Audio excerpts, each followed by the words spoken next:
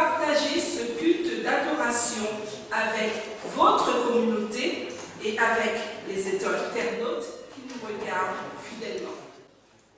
Dieu notre Père, tu es la source de la vie, tu es la source de l'amour.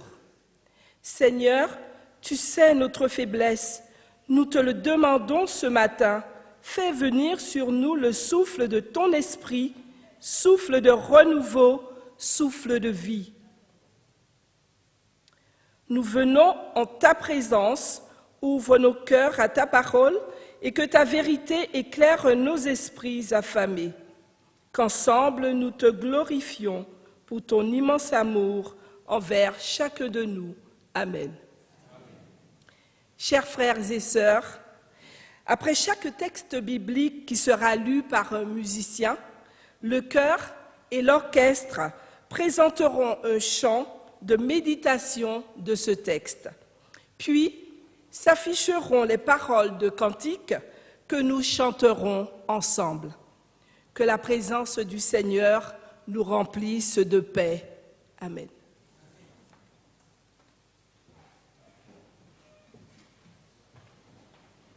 Amen.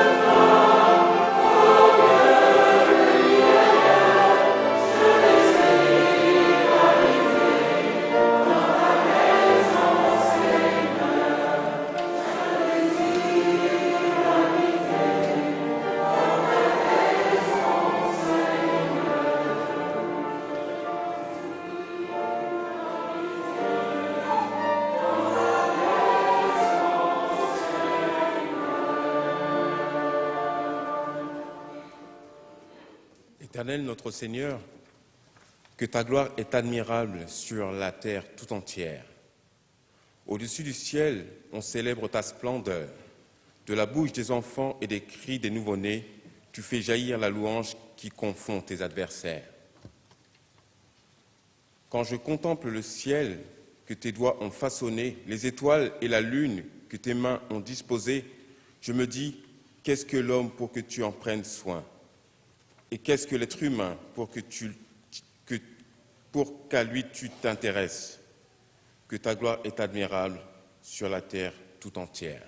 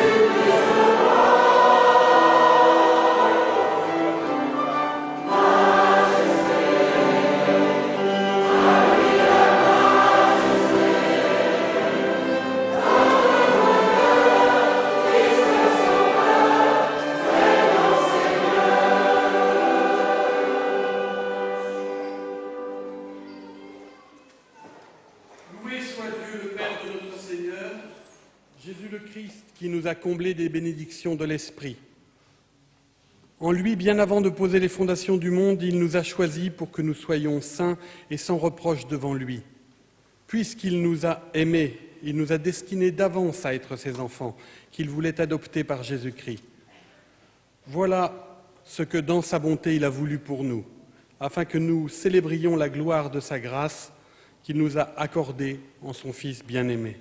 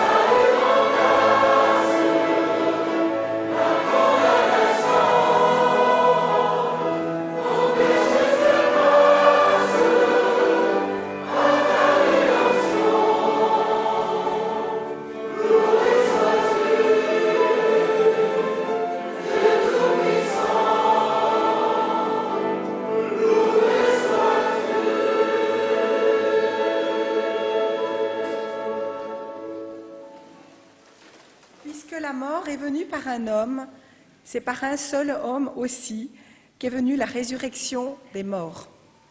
Comme tous meurent en Adam, de même tous revivront en Christ. En effet, la victoire totale sur la mort a été remportée. Loué soit Dieu qui nous donne la victoire par notre Seigneur Jésus-Christ. Amen.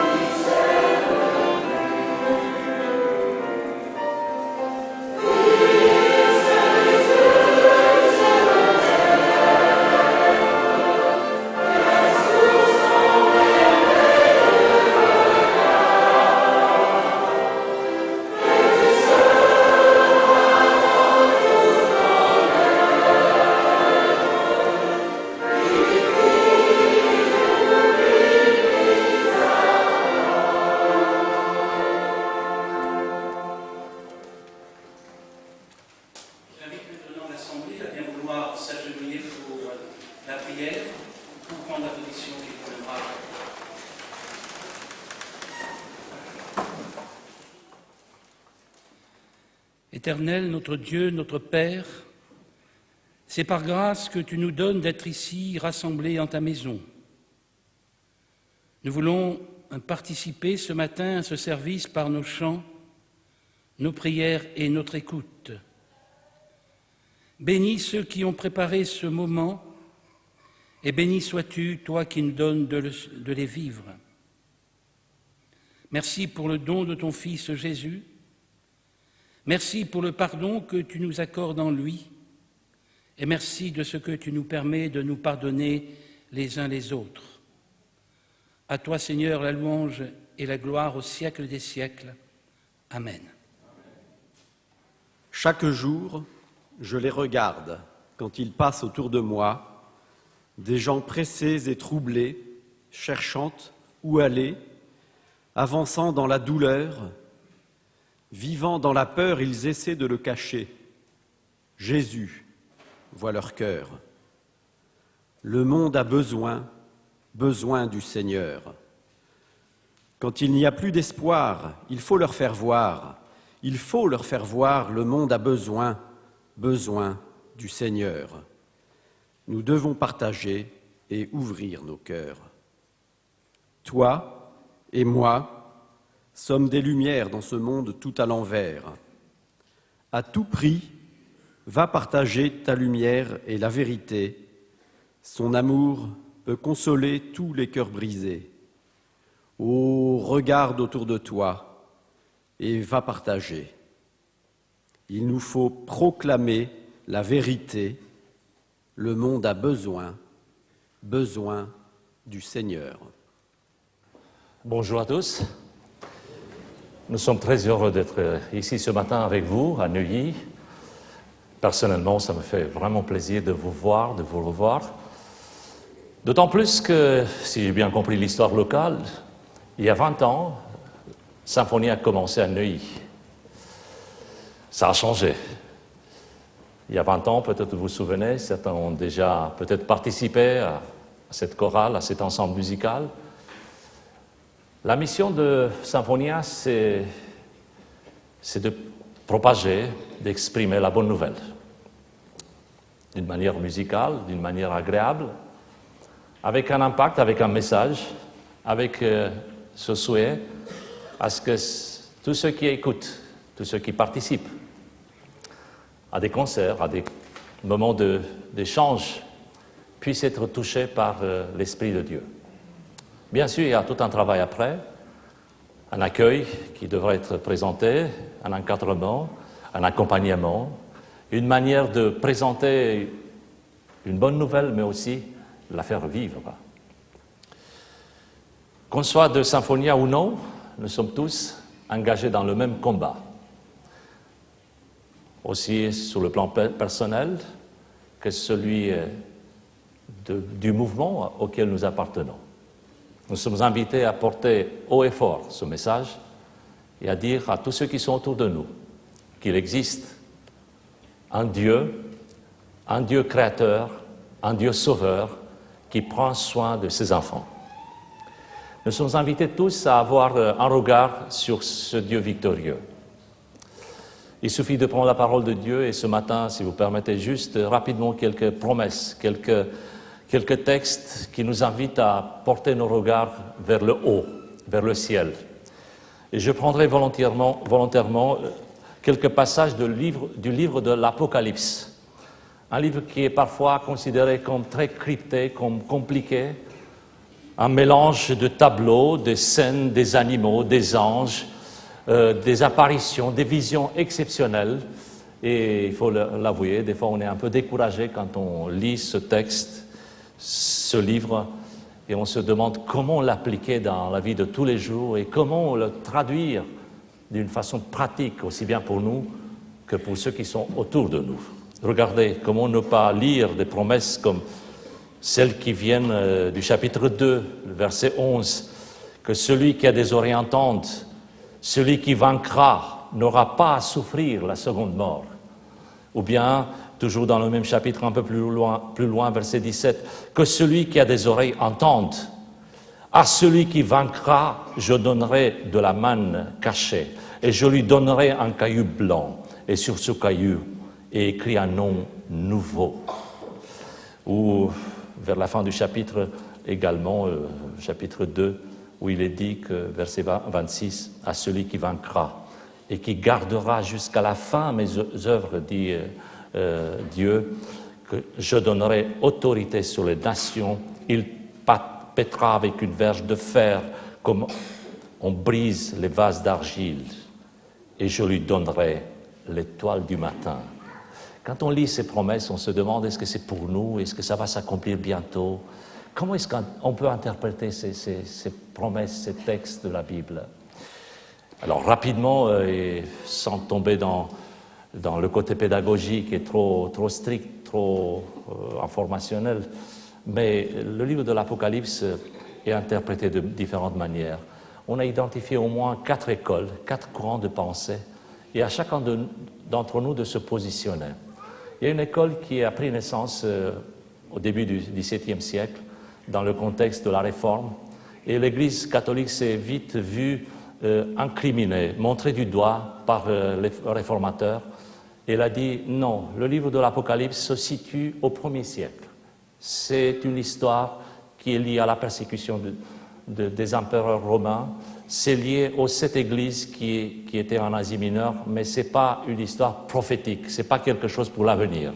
C'est comme ça qu'un moine jésuite du nom d'Alcazar a mis les bases d'un système de pensée juste pour le 1er siècle. On ne dépasse pas le 1er siècle. Deuxième courant de pensée, c'est de dire non, ce n'est pas du passé, c'est que de l'avenir, mais un avenir qu'on n'arrive pas à déchiffrer. C'est là que se situe aussi tout ce discours parfois journalistique. Vous voyez sur la première page des journaux, dès que vous ouvrez le matin le journal, Armageddon. Et Armageddon, ça veut dire une guerre locale. Ou bien c'est la fin du monde. Et vous lisez plus loin, vous allez voir que le prix de l'essence augmente, par exemple. Ou quelque chose de très local qui est important, mais ce n'est pas la fin du monde. Ça, c'est le concept futuriste, c'est-à-dire qu'il n'y a rien d'historique, pas de repère, rien d'identifiable, tout se passe à l'avenir. Troisième option, c'est idéaliste. C'est un mode, disons, où ce qui est important, c'est le combat entre le bien et le mal. Chacun se situe où il veut. Aujourd'hui, avec ses angoisses, avec ses problèmes, ce qui compte, ce n'est pas Domitien au 1er siècle, ce n'est pas Néron ou d'autres empereurs qui ont fait du mal à l'Église ou aux enfants de Dieu au 1er siècle. Ce n'est pas une puissance politico-religieuse qui va bientôt mettre la main sur les affaires du monde. Ce n'est pas quelque chose de concret. La crise ou des combats entre le bien et le mal, c'est un combat entre le bien et le mal, tout simplement, dans le cœur de l'homme. Et si on continue comme ça, tout le temps, il y aura un combat. C'est très vague, il n'y a pas de repère, chacun se situe où il veut. Et finalement, un 4e point de vue, qui est celui de l'histoire, mais c'est plus que de l'histoire, c'est historiciste. Et ça a été fondé toujours au Moyen-Âge par un homme érudit qui s'appelle Joachim de Flora ou de Floris. Lui, il avait dit, oui, c'est vrai, l'histoire est réelle. Ça a de l'importance pour découvrir l'Apocalypse au 1er siècle. Mais la parole de Dieu dit que c'est une révélation, c'est pour les temps à venir, c'est pour la fin des temps, d'où l'intérêt d'étudier ce livre. Donc il y a des aspects historiques, mais aussi des aspects prophétiques. Où est-ce qu'on se situe chacun d'entre nous? Sommes-nous plutôt idéalistes en situant le combat entre le bien et le mal? Sommes-nous futuristes dans le sens que ça va se passer un jour, mais on ne sait pas quand et comment? Ou plutôt juste de l'histoire? Ou tout ça à la fois. À chacun d'entre nous de s'approprier ces promesses. La parole de Dieu dit qu'un jour, il y aura une victoire. Et qu'entre le combat, entre le bien et le mal, dans ce combat, les enfants de Dieu auront la victoire si aujourd'hui ils sont prêts à accepter cette victoire. Le monde qui est autour de nous a besoin d'entendre ce message, un message d'espoir, en leur montrant, dans la mesure du possible, les grands repères, les bornes kilométriques qui décrivent le temps présent pour les préparer pour le temps à venir. Nous ne connaissons pas tous les détails de cette histoire. Nous ne savons pas tout ce qui va se passer dans le détail. Nous écartons tout ce qui est complot, tout ce qui est théorie du complot. Ce n'est pas à nous de faire des conjectures. On n'est pas là pour dire ça c'est le 6e sceau de l'Apocalypse. Nous ne sommes pas dans les détails de l'histoire. Par contre, il y a des bornes kilométriques. Et quelqu'un disait qu'un enfant de Dieu vit toujours dans la parousie, dans l'attente. Et ce message est nécessaire pour nos contemporains. C'est de leur dire que bientôt Jésus revient, qu'il y a des signes qui montrent que son retour est proche. Et que si nous sommes là, ce n'est pas pour ajouter une église à d'autres églises, ce n'est pas juste pour passer du temps d'une façon sympathique, alors que nous aimons de passer du temps d'une façon aimable et sympathique.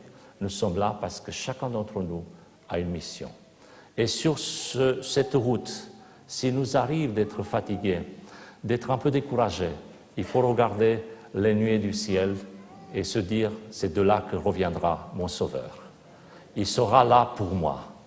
Si Jésus a suscité son peuple et s'il nous a appelés chacun d'entre nous individuellement, ce n'est pas simplement pour être dans le combat, pour être là présent, pour subir parfois les moqueries des autres, l'incompréhension des autres. On n'est pas là juste pour être là. On est là parce qu'il nous appelait à être victorieux. J'ai en mémoire un exemple, ça s'est passé en 1968 avec les Jeux Olympiques de New Mexico City. Et c'est un exemple qui est très très connu parce qu'à la fin de ce marathon, vous savez qu'est-ce que c'est qu'un marathon, on voit des gens qui courent, qui s'entraînent pour ça. Et on voit à la fin, quand presque tout le monde était parti, on voit un sportif. Mais vraiment, longtemps après, la course était terminée. Un Tanzanien, Stephen Akawari. Il est très connu pour ce qu'il avait fait et surtout pour ce qu'il a dit. Il arrive le dernier, fatigué, vraiment les pieds remplis presque des lambeaux de peau. Il arrive, ça faisait pitié de le voir, et il arrive quand même. Et le journaliste le photographie et lui demande « Mais pourquoi vous courez encore? Tout est fini !» Il a répondu une phrase extraordinaire. Il a dit « Mon pays m'a envoyé ici non pas seulement pour commencer la course, mon pays m'a envoyé ici pour terminer la course. » Si notre Père nous envoie ici, ce n'est pas simplement pour commencer une course, mais pour la terminer. C'est de ce message que nos contemporains ont besoin. Les gens ont besoin de Jésus. Amen.